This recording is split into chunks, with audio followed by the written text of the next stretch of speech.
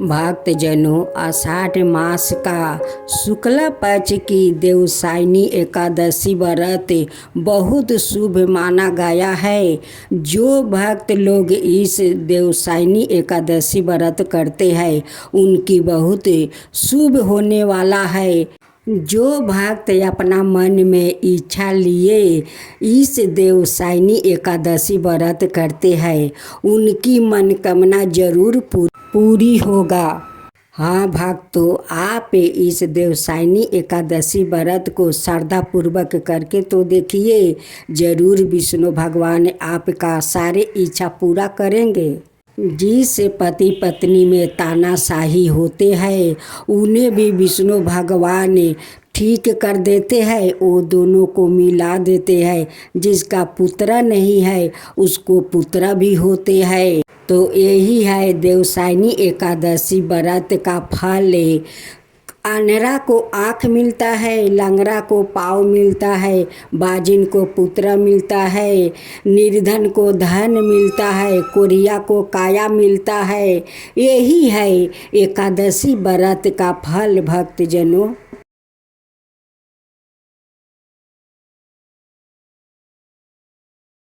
भक्तजनों, आज आप सुने आषाढ़ शुक्ला पक्ष की पद्मा देवसायनी एकादशी व्रत कथा। धर्मराज युधिष्ठिर ने कहा, हे केशव, आषाढ़ शुक्ला एकादशी का क्या नाम है? इस व्रत के करने की विधि क्या है और किस देवता का पूजन किया जाता है? श्री कृष्णा कहने लगे, हे युधिष्ठिर, जिस कथा को ब्रह्मा जी ने नारद जी से कहा था वही मैं तुमसे कहता हूँ। एक समय नारद जी ने ब्रह्मा जी से यही प्रश्न किया। तब ब्रह्मा जी ने उत्तर दिया कि हे नारद, तुमने कलियुग जीवों के उद्धार हेतु अत्यंत उत्तम प्रश्न किया है, क्योंकि एकादशी व्रत सब व्रतों से श्रेष्ठ है। इस व्रत से समस्त पाप नष्ट हो जाते हैं और जो व्याकृत इस व्रत को नहीं करते वो नरकगामी होते हैं। इस व्रत के करने से भगवान विष्णु प्रसन्न होते हैं। इस एकादशी का नाम पद्मा है। अब मैं तुमसे एक पौराणिक कथा कहता हूँ, तुम एकाग्रचित्त होकर मन लगाकर सुनो। सूर्य वंश में मंधाता नाम का एक चक्रवर्ती राजा हुआ है, जो सत्यवादी और महान प्रतापी था। वो अपनी प्रजा का पुत्रा की तरह पालन किया करता था।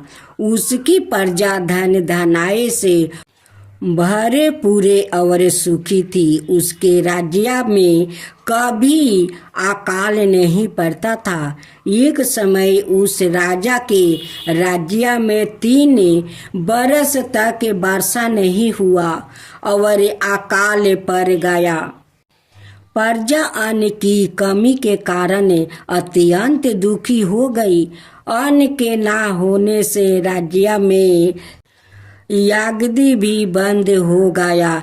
एक दिन प्रजा राजा के पास जाकर कहने लगी, हे राजन, सारी प्रजा तराही पुकार रही है, क्योंकि समस्त विश्व की दृष्टि का कारण वर्षा है। वर्षा के अभाव से अकाल पड़ गया है और अकाल से प्रजा मर रही है। इसलिए हे राजन, कोई ऐसा उपाय कीजिए जिससे प्रजा का कष्ट दूर हो। राजा मंधाता कहने लगा कि आप लोग ठीक कह रहे हैं, वर्षों से ही अन्न उत्पन्न होता है और आप लोग वर्षा ना होने से अत्यंत दुखी हो रहे हैं। मैं आप लोग के कष्ट को समझता हूँ। ऐसा कहकर राजा कुछ सेना साथ लेकर वन की तरफ चल दिया।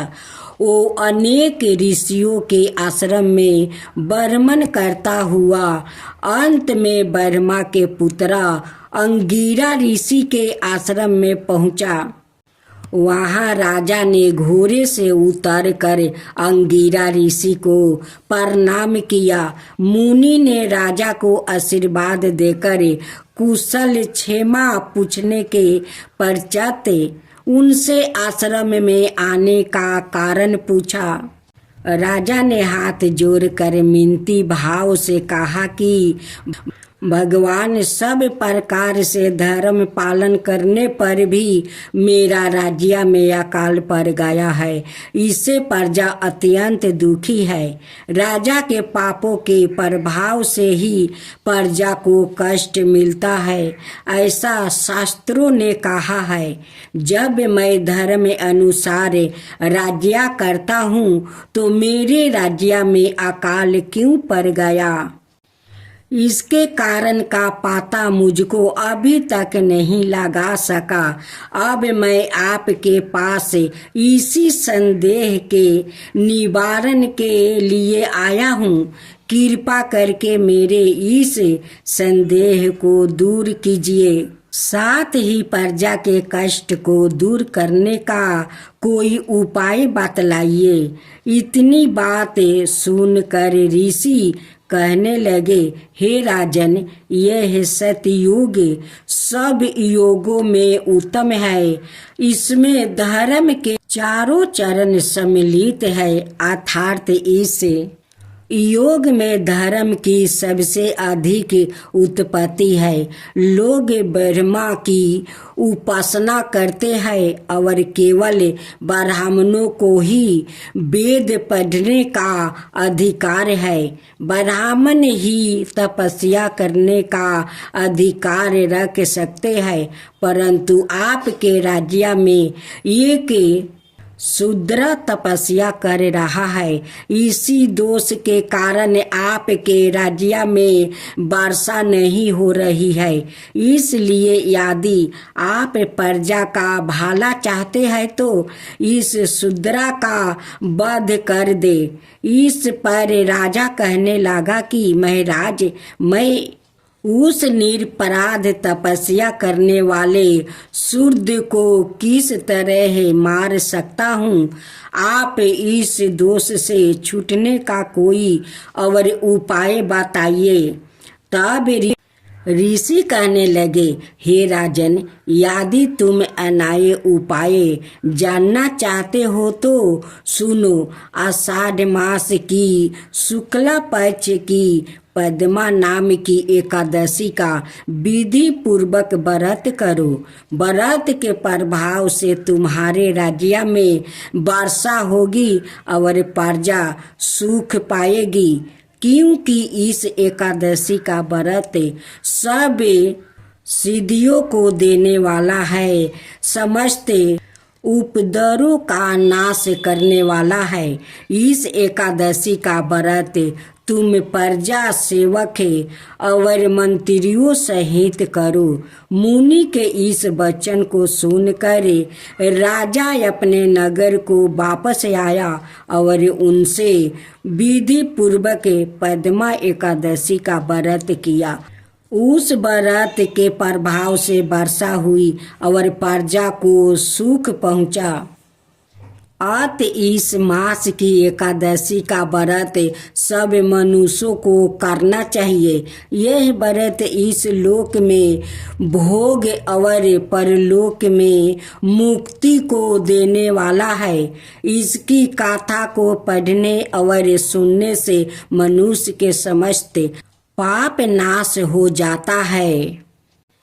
श्री कृष्णा बोले, हे राजन, आषाढ़ शुक्ला पक्ष की इस एकादशी को देवसायनी एकादशी भी कहते हैं। चतुर्मास का व्रत इसी एकादशी से प्रारंभ होता है। युधिष्ठिर बोले, भगवान विष्णु के सैन्य का व्रत किस प्रकार करना चाहिए और चतुर्मास के व्रत भी कहिए। श्री कृष्णा बोले, हे राजन, अब मैं आपको भगवान विष्णु के शयन व्रत और चतुर्मास व्रत की कथा सुनाता हूँ। आप सावधान होकर सुनिए। जब सूर्य कर्क राशि में आता है तो भगवान को शयन कराते हैं, और जब तुला राशि में आता है तब भगवान को जगाते हैं। अधिक मास के आने पर भी यह विधि इसी प्रकार चलती है। इसके सिवा और महीने में ना तो शयन करना चाहिए ना जगना ही चाहिए। आषाढ़ मास की एकादशी का विधिवत व्रत करना चाहिए। उस दिन विष्णु भगवान की चतुर्भुजी सोने की मूर्ति बनाकर चतुर्मास व्रत के नियम का संकल्प करना चाहिए। भगवान की मूर्ति को पीताम्बर पहनाकर सुंदर सेवत सोया पर शयन करावे और धूप दीप नैवेद्य आदि से भगवान का षोडशोपचार पूजन करे। 5 मिनट में स्नादि कराकर इस प्रकार कहे, हे हर्षिकेश लक्ष्मी सहित मैं आपका पूजन करता हूँ। आप जब तक चतुर्मास शयन करे मेरे इस व्रत को निर्धान रखे। भाव से मनुष्य को दत्वन आदि के नियमों को ग्रहण करना चाहिए। विष्णु भगवान के व्रत को ग्रहण करने के 5 काल वर्णन किया गया है। देवसायनी एकादशी से यह व्रत किया जाता है। एकादशी, द्वादशी, पूर्णमासी, अष्टमी और करक की संक्रांति से व्रत प्रारंभ किया जाता है और कार्तिक शुक्ला द्वादशी को समाप्त कर दिया जाता है। व्रत के करने से समस्त पाप नष्ट हो जाता है। जो मनुष्य प्रतिवर्ष इस व्रत को करते हैं वो सूर्य जैसे दीप्तिमान विमान पर बैठकर स्वर्ग को जाते हैं।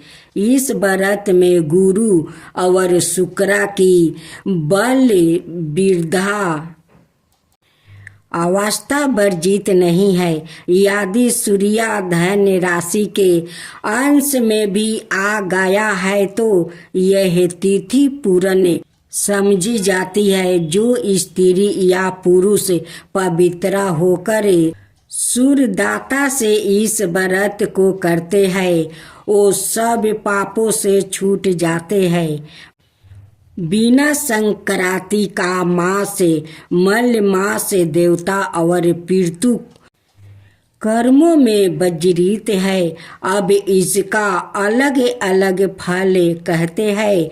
जो मनुष्य प्रतिदिन मंदिर में झाड़ू देते हैं, जल से धोते हैं, गोबर से लिपते हैं, मंदिरों में रंग करते हैं, उनको 7 जन्म तक ब्राह्मण योनि मिलती है। जो मनुष्य चतुर्मास में भगवान को दूध, दही, घी, शहद और मिश्री आदि से स्नान कराते हैं, ब्राह्मणों को भूमि, श्रवण आदि दान देते हैं, वो बेभावशाली होकर अंत में स्वर्ग में जाकर इंद्र सुख भोगते हैं। जो विष्णु भगवान की सोने की प्रतिमा बनाकर धूप दीप नैवेद्य और पुष्प आदि से भगवान का पूजन करते हैं वो इंद्रलोक में जाकर अक्षय सुख भोगते हैं। जो तुलसी से भगवान का पूजन करते हैं या श्रवण की तुलसी ब्राह्मणों को दान देते हैं वो सोने के विमान में बैठकर परम गति को प्राप्ति होते हैं। जो मनुष्य भगवान को गूगल की धूप और दीप अर्पण करते हैं उनको अनेक प्रकार की संपत्ति मिलती है और वो जन्म जन्मांतर के लिए धन धनाए हो जाते हैं। जो मनुष्य चतुर्मास में पीपल के वृक्ष के और भगवान विष्णु की परिक्रमा करते हैं, पूजा करते हैं, उनको विष्णु लोक की प्राप्ति होती है। जो संध्या समय देवताओं और ब्राह्मणों को दीप दान करते हैं और विष्णु भगवान का हवन करते हैं, वो सुंदर विमान में बैठकर अप्सराओं से सभित होते हैं। जो भगवान का चरण मिरित लेते हैं वो सब कष्टों से मुक्ति हो जाते हैं। जो नित्य परित मंदिरों में तीनों समय 108 बार गायत्री मंत्र का जप करते हैं उनसे भी पाप सदाए दूर रहते हैं। जो गायत्री का ध्यान और जप करते हैं उन्हें व्यास भगवान प्रसन्न होते हैं। इसके उद्यापनों में शास्त्र की पुस्तक दान दी जाती है। जो पुराने धर्म शास्त्र को पढ़ते या सुनते हैं वस्त्र और श्रवण सहित ब्राह्मणों को दान देते हैं वो दानी ध्यानी ज्ञानी और कार्तिकवान होते हैं।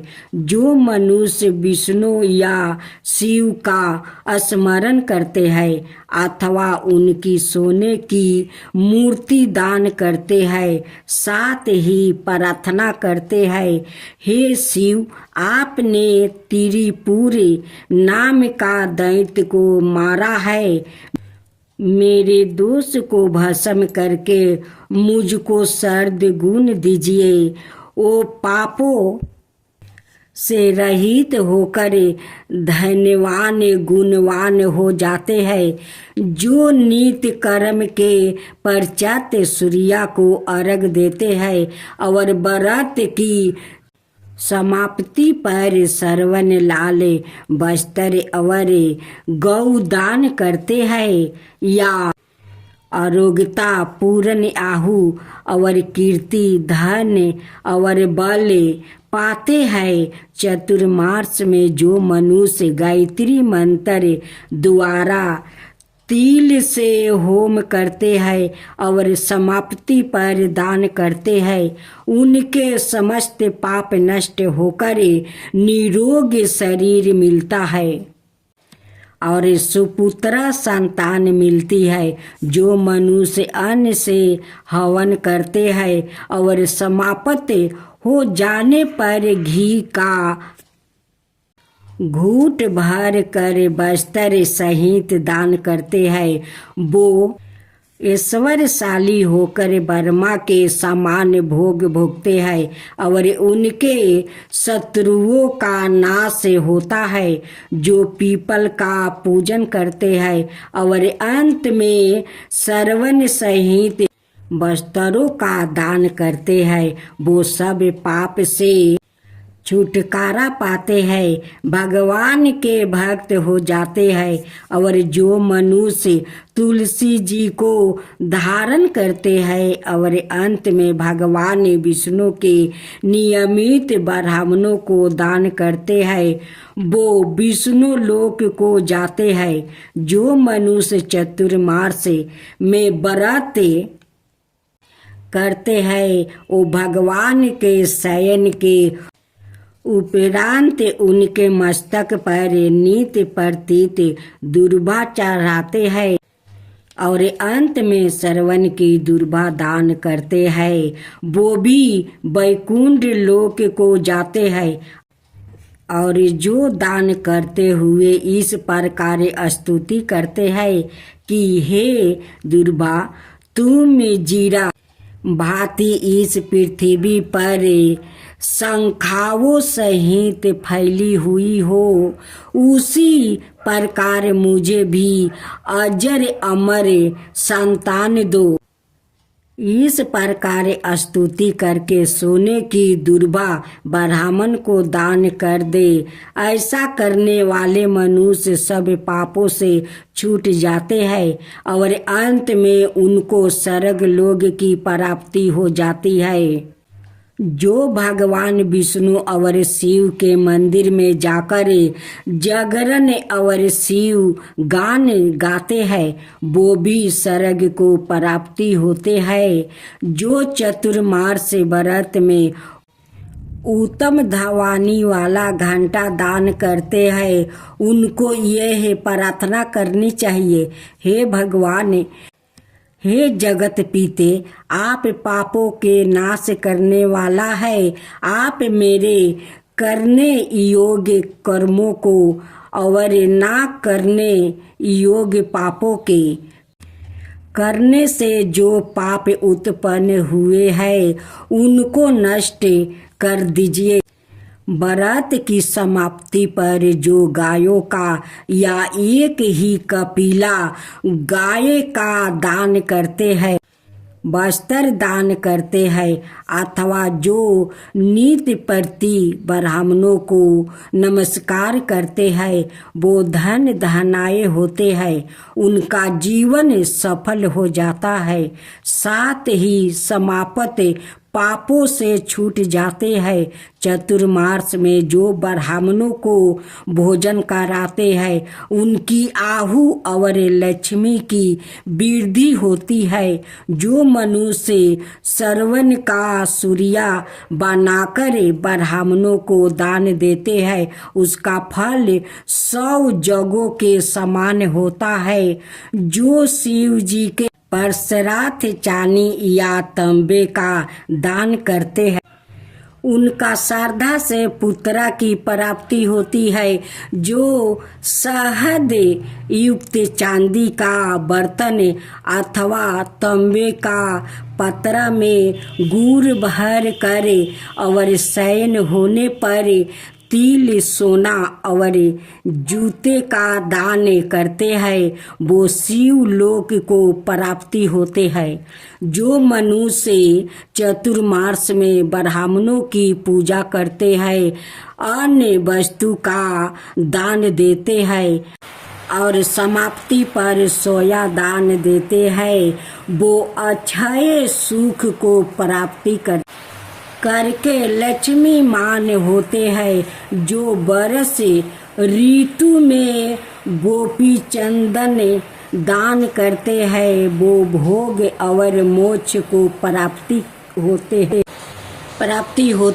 जो सूर्य और गणेश जी का पूजन करते हैं, वो उत्तम गति को प्राप्ति होते हैं। जो चतुर्मास में भगवान का हवन करते हैं और शक्कर दान करते हैं, साथ ही उद्यापन करते हैं। उद्यापन की विधि कहते हैं 4 पल या 8 पल वाले तांबे के पत्रा में शक्कर भर कर वस्तु फल दक्षिणा सहित पुरोहित को देते हैं। उनके सब पाप नष्ट हो जाते हैं। उन्हें यशस्वी पुत्रा की प्राप्ति होती है। हे कुंती पुत्रा, चतुर्मास व्रत करने वाला मनुष्य गंधर्व विद्या में निपुण और स्त्रियों का प्रिय होता है। जो मनुष्य चतुर्मास व्रत में फल मूल साग आदि का दान देते हैं, वो सुखी और राजयोगी होते हैं। जो मनुष्य इस व्रत में प्रतिदिन 100 मिर्च पीपल वस्तु है, उनको श्रद्धा से पुत्रा की प्राप्ति होती है। जो शहद युक्त चांदी का बर्तन अथवा तांबे के पात्रा में गुड़ भर कर और शयन होने पर तिल, सोना और जूते दान करते हैं वो शिव लोक को प्राप्ति होते हैं। जो मनुष्य चतुर्मास में ब्राह्मणों को पूजा करते हैं, अन्न वस्त्र का दान देते हैं और समाप्ति पर सायन दान देते हैं, वो अक्षय सुख को प्राप्ति करके लक्ष्मीवान होते हैं। जो बरस ऋतु में गोपी चंदन दान करते हैं, वो भोग और मोक्ष को प्राप्ति होते हैं। जो सूर्य और गणेश जी का पूजन करते हैं, वो उत्तम गति को प्राप्ति होते हैं। जो चतुर्मास में भगवान का हवन करते हैं और शक्कर दान करते हैं, साथ ही उद्यापन करते हैं। उद्यापन की विधि कहते हैं 4 पल या 8 पल वाले तांबे का पतरा में शक्कर भर कर वस्तु फल दक्षिणा सहित पुरोहित को देते हैं, उनका सब पाप नष्ट हो जाते हैं। उन्हें यशस्वी पुत्र की प्राप्ति होती है।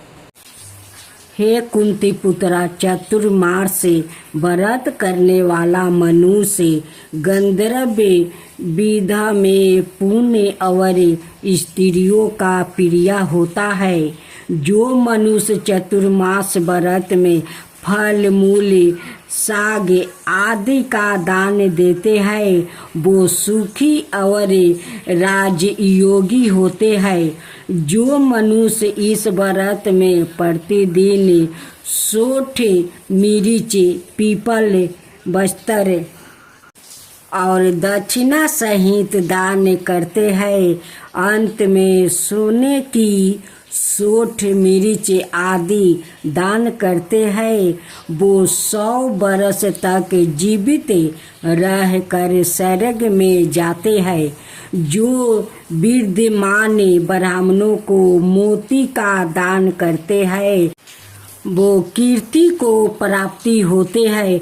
जो मनुष्य इस व्रत में तांबुल दान करते हैं अथवा जितेंद्री होकर पान खाना छोड़ देते हैं और अंत में लाल वस्त्र का दान देते हैं, ओ सुंदरशाली निरोगी विद्यमान भाग्यमान और सुंदर वाणी बोलने वाले बनते हैं। तांबूल के दान से देवता प्रसन्न होकर अंततः धन देते हैं। जो मनुष्य इस व्रत में लक्ष्मी जी और पार्वती जी को प्रसन्न करने के लिए हल्दी का दान करते हैं और अंत में चांदी के पात्रा में हल्दी राख कर देते हैं, वो स्त्रियां अपने पति के साथ और पति अपनी पत्नियों के साथ सुख भोगते और सौभाग्य अक्षय धन सपुत्रा संतान मिलती है। साथ ही वो देवताओं से पूजित होते हैं।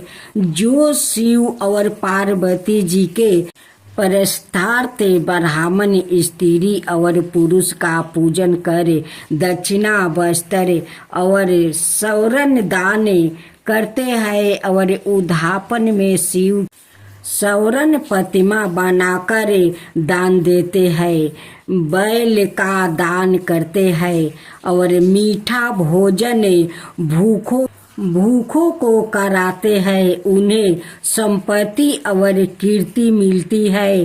वो इस लोक में सुख भोग कर अंत में मोक्ष को प्राप्त होते हैं। जो मनुष्य फल का दान करते हैं और अंत में श्रवण देते हैं, उनके सब मनोरथ सिद्ध होते हैं और सपुत्रा संतान उत्पन्न होती है। फल दान से नंदन वन का फल प्राप्ति होता है। जो मनुष्य इस व्रत में पुष्पा का दान करते हैं उन्हें इस लोक में सुख और परलोक में गंधर्व पद मिलता है।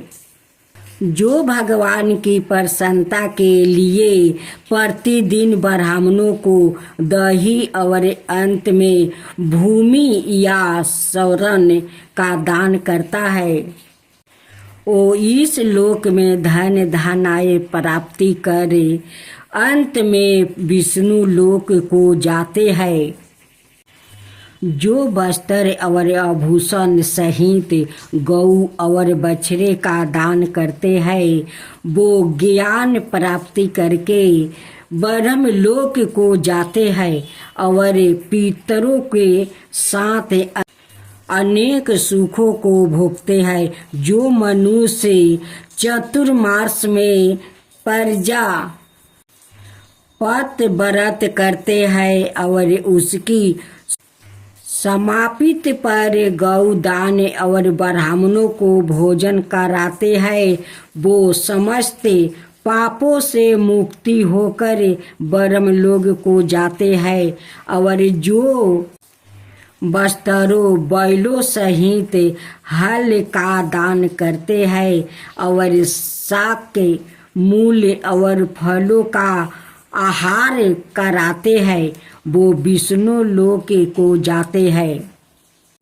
जो मनुष्य केले के पत्रा या पलाश के पत्रों में भोजन कराते हैं कासे के पत्रा और वस्त्र दान करते हैं और तेल नहीं खाते उनके समस्त पाप नाश प्राप्ति हो जाते हैं। जो मनुष्य पायो व्रत करते हैं और अंत में दूध वाली गाय दान देते हैं वो विष्णु लोक को जाते हैं।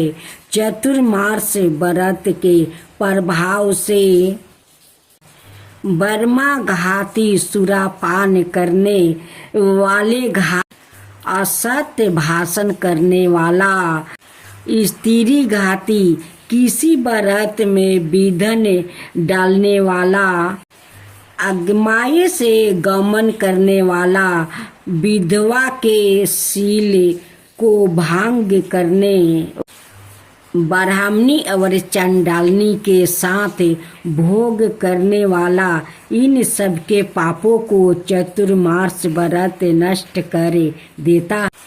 चतुर्मास व्रत के अंत में 64 फल कासे का पात्रा और वस्त्रों और आभूषणों के साथ गौ और बछड़ा दान करना चाहिए। जो मनुष्य भूमि को गोबर से शुद्ध करके भगवान का स्मरण करते हुए भोजन करते हैं और सिंचित भूमि का दान करते हैं वो धर्मात्मा राजा होते हैं और उनके संतान भी अच्छी होती है। उनको किसी शत्रु का भय नहीं होता और अंत में स्वर्ग लोक को जाते हैं। बैल का दान करने से 60 रस भोजन मिलते हैं। चतुर्मास व्रत में जो नित्य प्रतीत जागरण करते हैं और अंत में ब्राह्मण को भोजन कराते हैं उन्हें शिवलोक की प्राप्ति होती है। जो एक समय भोजन करते हैं और अंत में निराहार रहते हैं और भूखों को भोजन कराते हैं भक्ति पूर्वक भगवान का पूजन करते हैं। भगवान के शयन करने पर भूमि पर सोते हैं। जो मैथुन नहीं करते वो यास्वी लक्ष्मीवान होकर स्वर्ग में जाते हैं। जो सपरिवार चावल या जौ का भोजन करते हैं और जो तेल नहीं लगाते हैं अंत में कासे या मिट्टी के पात्रा में तेल भर कर दान करते हैं अथवा जो शाक नहीं खाते। अंत में चांदी के पात्रा को बस्तर में लपेट कर या 10 प्रकार के सागों के भर कर वेद पाठी ब्राह्मणों को देते हैं। वो सब शिवलोक में जाकर कीर्ति प्राप्ति करते हैं।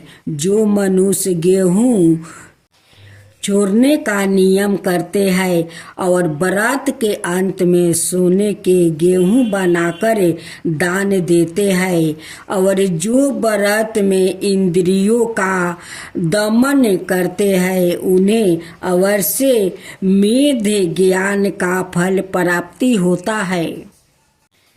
जो मनुष्य श्रवण में साग, भादों में दही, आश्विन में दूध और कार्तिक में दाल का त्याग करते हैं, वो निरोग और स्वस्थ रहते हैं। जो मीठा खाटा करवा पर त्याग देते हैं, वो समस्त दुर्गुणों से छूट जाते हैं। जो भगवान का स्मरण करते हैं और जो मनुष्य पुष्पा आदि का त्याग कर देते हैं, वो स्वर्ग को जाते हैं। जो चंद्रायन आदि व्रत करते हैं, जो एक मात्रा दूध का ही भोजन करते हैं, वो ब्राह्मण लोक को प्राप्ति होते हैं और उनका वंश प्रलय तक रहता है। जिस दिन भगवान उठते हैं, उस दिन ब्राह्मणों को वस्तु का दान और भोजन कराना चाहिए। यह सब दान सुपुत्रा को देने चाहिए। कुपुत्रा को दान देने और लेने वाला दोनों ही नरकगामी होता है। आई और गणेश और माँ तुलसी की कथा है। एक बुढ़िया माई थी। जो बुढ़िया माई अपना नाती के साथ रहती थी। एक पहाड़ के गुफे में बुढ़िया माई एक गाय का पोस राखी थी। बुढ़िया माई का गाय खूब सुंदर एक बछड़ा को जन्म दिया था। बुढ़िया माई श्रद्धा से अपना बछड़ा को गणेश कहकर बुलाती थी। बुढ़िया माई का नाती गाय को देखभाल करता था। बुढ़िया माई सुबह का दूध को सारा दूध में खीर बना देती थी। जब खीर तैयार हो जाता तो एक थाला में निकाल देती और कहती कि आजा गणेश, खीर तैयार है, खा जा। वो बछड़ा दौड़े दौड़े आकर बुढ़िया माई के पास वो खीर दे देती या बछड़ा खीर खाकर अपना माँ को पास वापस चला जाता। बुढ़िया माई सुबह उठकर अपना सारा काम कर लेती है। नहा धोआकर माँ तुलसी का पूजा कर लेती है। तब जाकर वो खीर बनाती है। उसी समय गणेश भगवान माता पार्वती के साथ उसी पहाड़ के ऊपर घूम रहे थे। बुढ़िया माई खीर बनाकर थाला में निकाल देती है और अपना गणेश को बुलाती है। कहती है कि आजा गणेश, खीर तैयार है, खा जा। गणेश को लगा कि इस बुढ़िया माई मुझे बुलाती है। गणेश अपना माता से कहते हैं कि माँ तुम आगे चलो, मैं आता हूँ। उसी समय गणेश भगवान एक बूढ़ा का भेष धारण करते हैं। एक काख में झोली झूला लेते हैं और झोला लेकर हाथ में लाठी लेकर उस बुढ़िया के पास जाते हैं। जाकर देखते हैं कि बुढ़िया माई तो खीर बना कर राखी है और अपना बछड़ा के नाम गणेश राखी है। इस बछड़ा को गणेश कहकर बुलाती है और बछड़ा दौड़े दौड़े आकर खीर खाकर चला जाता है। खीर का गंध इतना अच्छा है तो खाने में कितना स्वादिष्ट होगा। बुढ़िया माई का काम करते हुए देखकर तुलसी माता का बुढ़िया माई पर बहुत दया आ जाता। वो कहने लगती कि बुढ़िया माई सुबह उठ करे हमारा पूजा करती है, इतना सेवा करती है, गाय को खीर बनाकर खिलाती है, इतना सारा काम अकेले करती है, क्यों ना मैं आकर इनकी सारे काम कर दूं। एक दिन माँ तुलसी सुबह आती है और बुढ़िया माई सो रही थी। उसी समय सारा काम करके चली जाती है।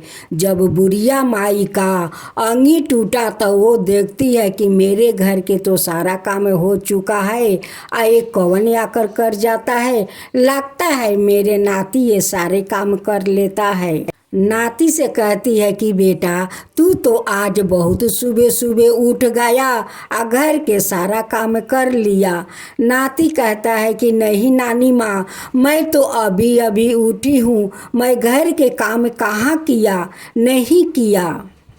भेष रूपी गणेश जी कहते हैं कि ये तो काम आकर तुलसी कर जाती है। उस खीर को देखकर गणेश जी सोचने लगे कि मैं इस खीर को कैसे खाऊं, क्या करूं कि इस खीर को मैं खा सकूं।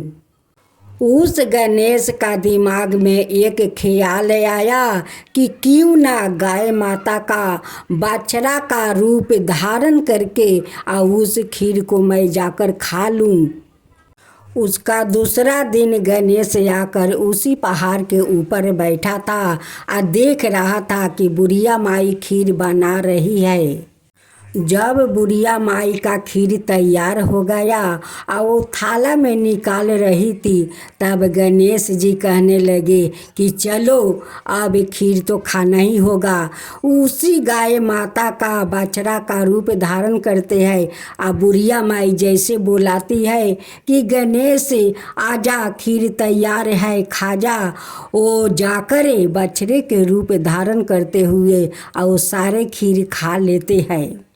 गणेश गाय के पास जाते हैं और गाय माता से कहते हैं कि गाय माता मुझे माफ़ कर देना, मैं आपका बच्चे के हिस्सा खीर मैं खा लेता हूँ, आपका बच्चे का रूप धारण करके मैं जाकर खीर खा लेता हूँ, अपना बच्चा को पेट भर के दूध पिला देना। बुढ़िया माई इतना स्वादिष्ट खीर बनाती है कि खीर बगैर मैं रह नहीं सकता हूँ, मैं क्या करूँ, आपका बछड़ा का रूप धारण करना पड़ता है। उस खीर के स्वाद लेने के लिए आपका बछड़ा का रूप धारण करना पड़ता है, मैं ऐसे नहीं करूँगा तो वो बुढ़िया माई मुझे खीर नहीं देगी। तुलसी माता का गणेश जी का ये रूप अच्छा नहीं लगता था। वो कहती है कि गणेश मैं क्या करूं, तुम्हें तो छू भी नहीं सकता हूं और नहीं तुम्हें उस खीर को निकाल को दे सकती हूं, क्योंकि मैं तुलसी हूँ, आपका छू भी नहीं सकती हूँ, नहीं कुछ आपके लिए कर सकती हूँ। आप क्यों नहीं बुढ़िया माई को दर्शन देते हैं, आप अपना रूप में आ जाइए और उस बूढ़ी माई को दर्शन दे दीजिए। बूढ़ी माई देखिए आपको खुद वो खीर बनाकर रोज खिलाया करेगी, आपको कभी बछड़ा का रूप धारण करना नहीं पड़ेगा। बूढ़ी माई और श्रद्धा भक्ति से आपको बहुत कुछ लड्डू मोदक खीर सब कुछ दे सकती है।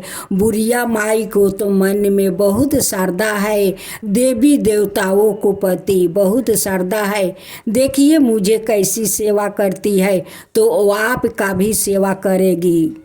एक बार दर्शन दे कर को तो देखिए कि आपसे वो कितना प्यार करती है, आपको कितना सेवा करती है। बुढ़िया माई तो बहुत श्रद्धालु है और उनकी श्रद्धा भक्ति देख कर तो मैं आकर उनकी घर के काम कर देती हूँ।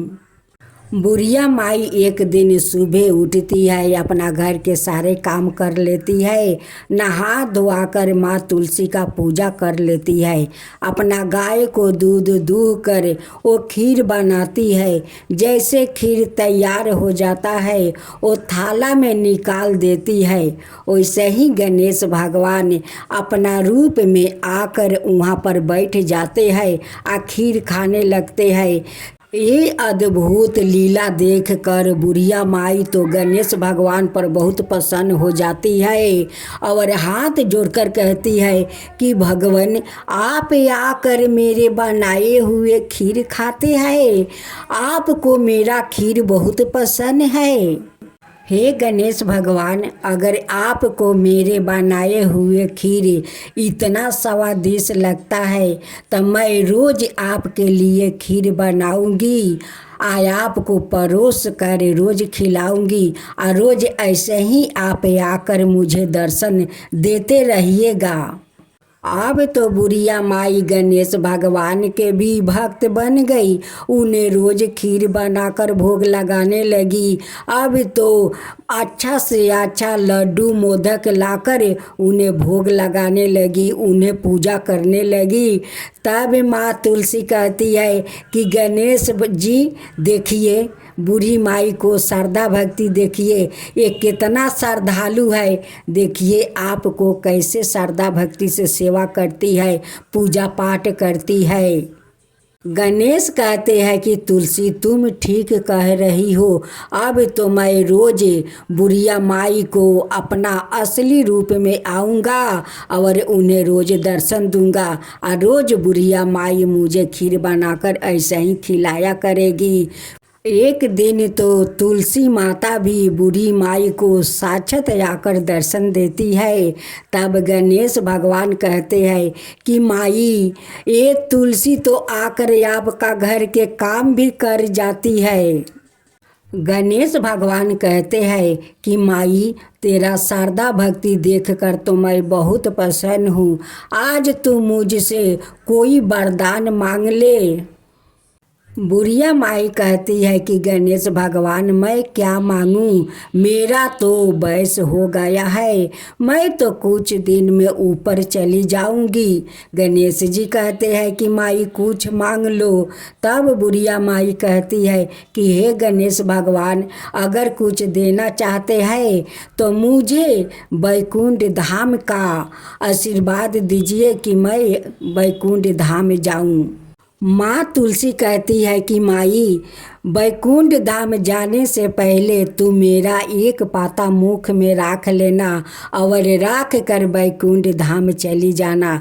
माँ तुलसी और गणेश भगवान अंतर्ध्यान हो जाते हैं। हे गणेश भगवान, हे माँ तुलसी, जैसे आप उस बुढ़िया माई पर आप कृपा किया वैसा ही सबका ऊपर कृपा कीजिए। हे तुलसी माता, हे गणेश भगवान, सबका ऊपर कृपा कीजिए। गणेश जी की जय हो, गणेश जी की जय हो, माता तुलसी की जय हो, माता तुलसी की जय हो।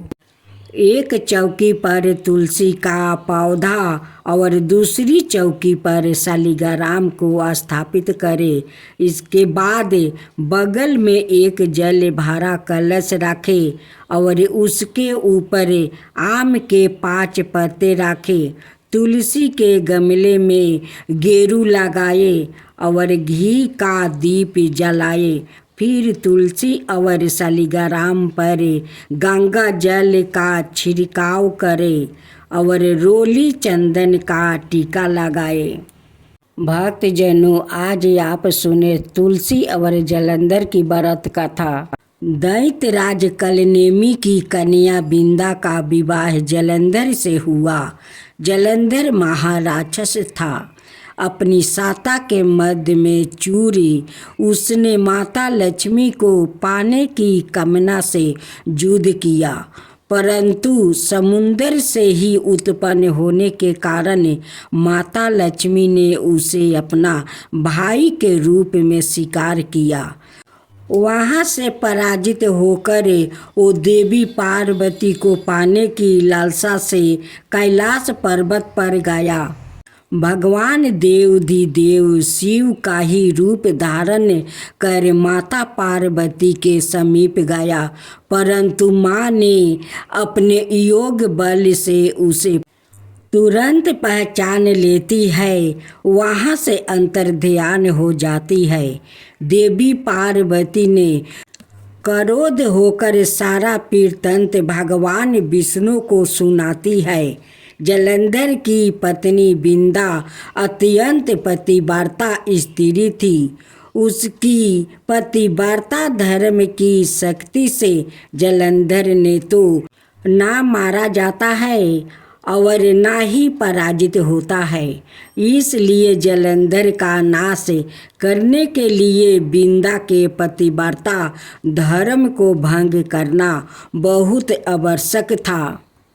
इसी कारण भगवान विष्णु ऋषि का भेष धारण करते हैं।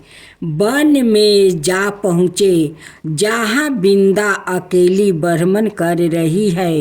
भगवान के साथ 2 मायावीर राक्षस भी थे, जिन्हें देखकर बिंदा भयभीत हो गई।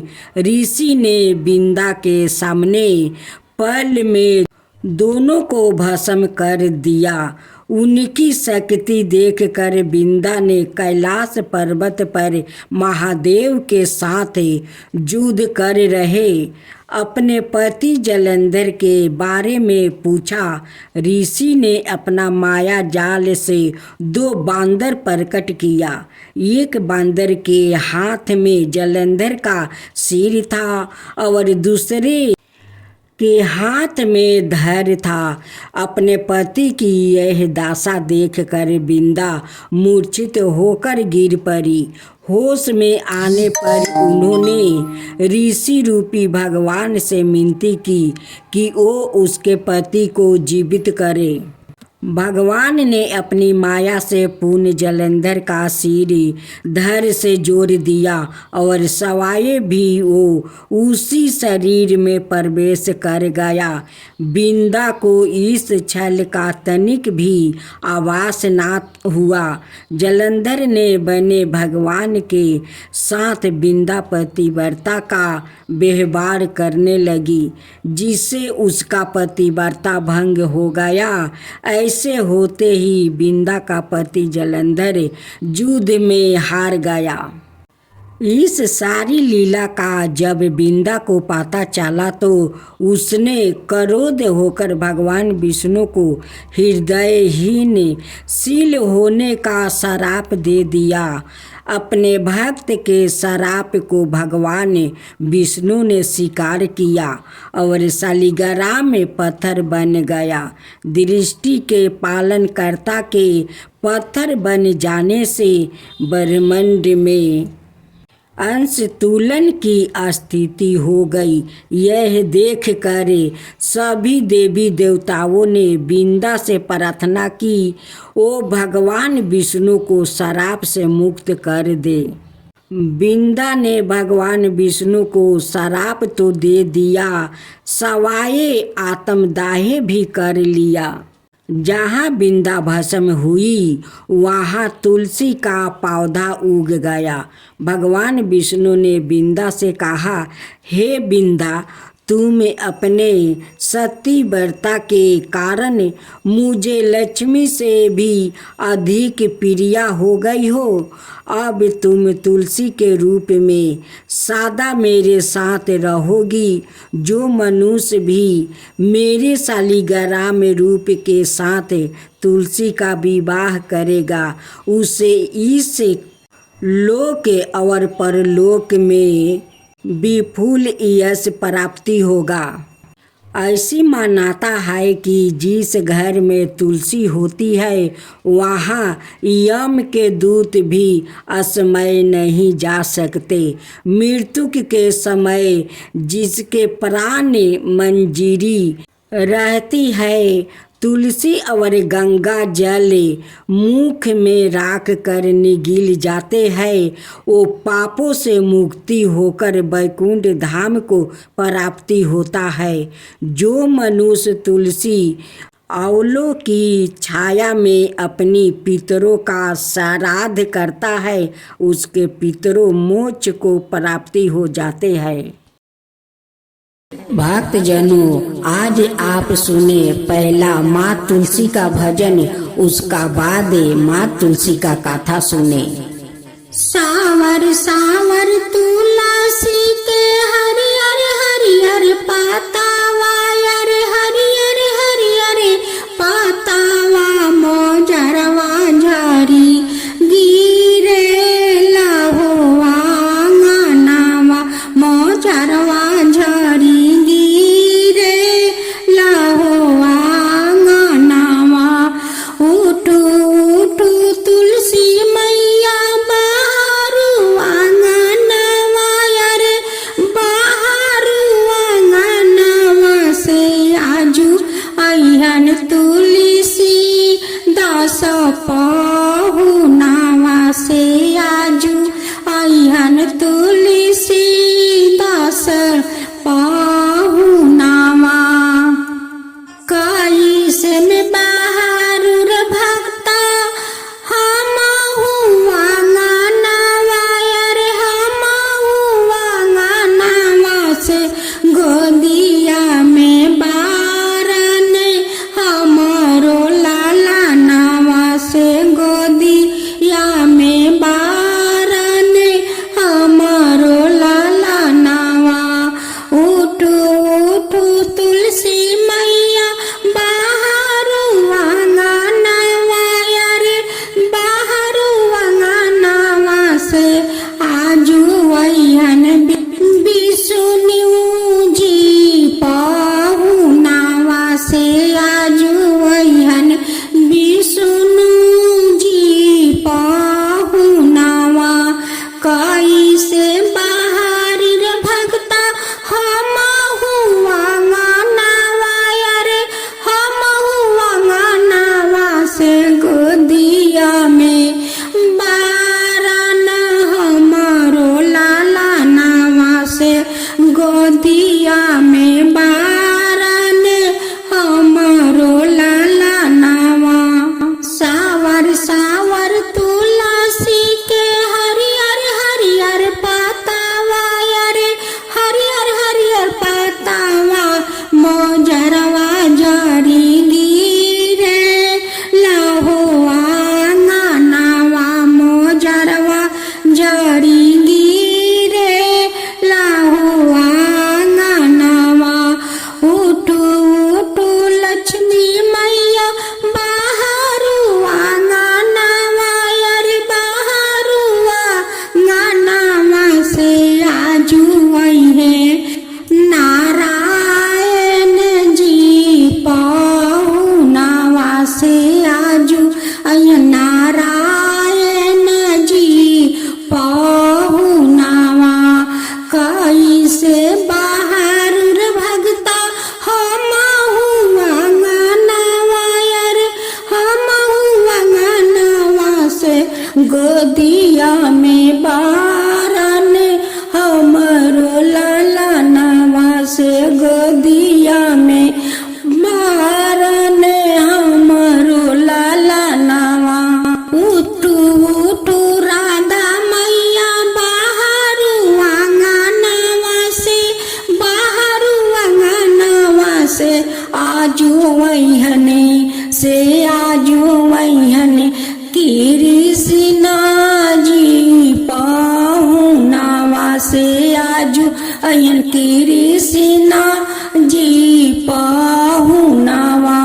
कैसे में बाहरुर भक्ता हम हुआ गानावा, से गोदिया में बारन हमारो लाला नावा, से गोदिया में बारन हमरो लाला नावा।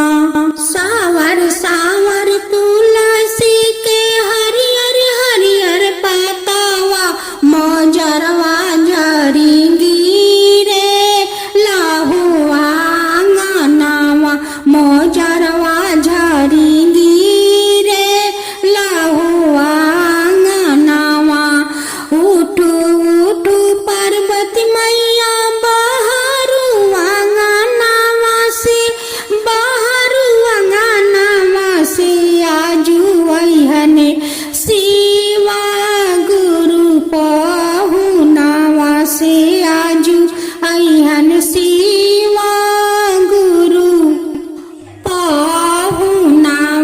से